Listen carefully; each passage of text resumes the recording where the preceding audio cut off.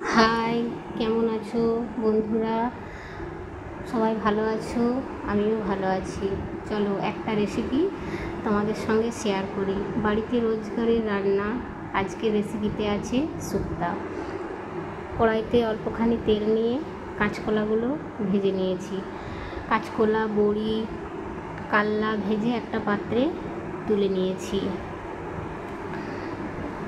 রোজগারের রান্না তো, তারপর আলুগুলো ভেজে নেব হালকা করে। আলুগুলো ভেজে নেওয়ার পর তুলে রাখবো। দেখো, সবগুলো ভেজে একটা পাত্রে তুলে রেখেছি। তারপর ওই তেলেই বেগুনগুলো হালকা করে ভেজে নেব। বেগুন ভাজতে ভাজতে জল বেরিয়ে যায়, তাই বেগুনটা ভাজতে একটু দেরি হয়। বেগুনটা ভেজে তুলে নিলাম। রোজগারের রান্না ভিডিও দিতে ভালো লাগে, কিন্তু সময় হয়ে ওঠে না।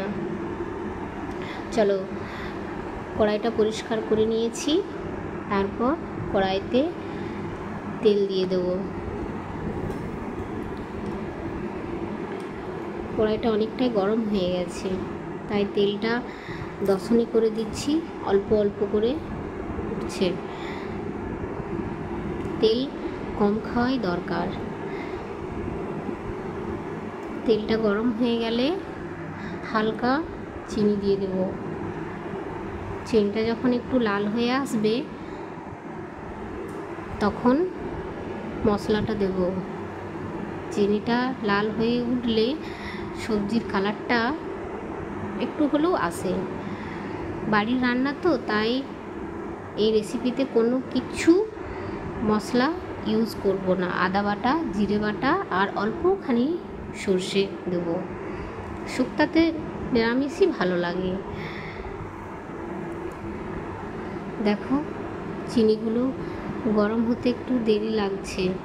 হালকা লাল লাল হয়ে এসেছে। যখন লাল হয়ে উপরে উঠে আসবে, তখন পাঁচফোড়ন দিয়ে দেবো। পাঁচফোড়ন দেওয়ার মাত্র কি খুব সুন্দর একটা সেন্ট আসে। তারপর দেখো, মশলা বাটাটা দিয়ে দিলাম।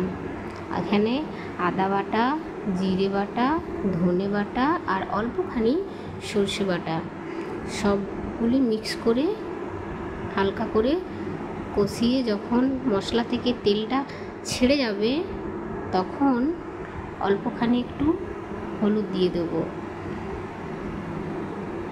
হলুদটা দেওয়ার পর সঙ্গে সঙ্গে মশলা ধোয়া জল দিয়ে দিলাম, যাতে হলুদটা না পুড়ে যায়। দেখো, কালারটা খুব সুন্দর এসেছে। তারপর একটুখানি নাড়াচাড়া করলাম। কাঁচকলা, আলু, বেগুন ভেজে রেখেছিলাম, সেগুলো কড়াইতে দিয়ে দিলাম। আর কাল্লা বড়ি এখন দেব না, ওটা আলাদা করে তোলা আছে পাত্রে। সব মশলাখানি মাখিয়ে ভালো করে অল্পখানি জল দিয়ে দেব।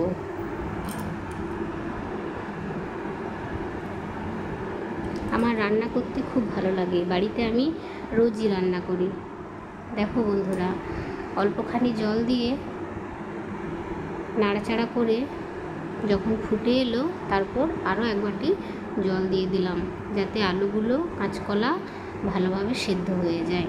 ভেজে তুলে রেখেছিলাম, আগেই হাফ সেদ্ধ হয়ে আছে, কিন্তু আরও ভালো করে সেদ্ধ হতে হবে। স্বাদ মতো লবণ দিয়ে দিলাম। এর একটা কথা বলে রাখি বন্ধুরা, যখন আমি ভেজেছিলাম তখন হালকা করে লবণ ভাজাতে দিয়েছিলাম। দেখো, কাল্লা আর বড়ি ভাজা আলাদা পাত্রে তোলা আছে। এরপর ঢাকা দিয়ে দেব, যাতে মশলার গন্ধটা চলে যায়। কিছুক্ষণ পর ঢাকাটা খুলে দেখব আলু, কাঁচকলা সেদ্ধ হয়েছে কি না। কাঁচকলাগুলো দেখার দরকার পড়বে না, আলু সেদ্ধ হয়ে গেলেই কাঁচকলা সেদ্ধ হয়ে যাবে। আলুটা খুন্তি করে একটুখানি কেটে দেখলাম পুরোপুরি সেদ্ধ হয়ে গেছে।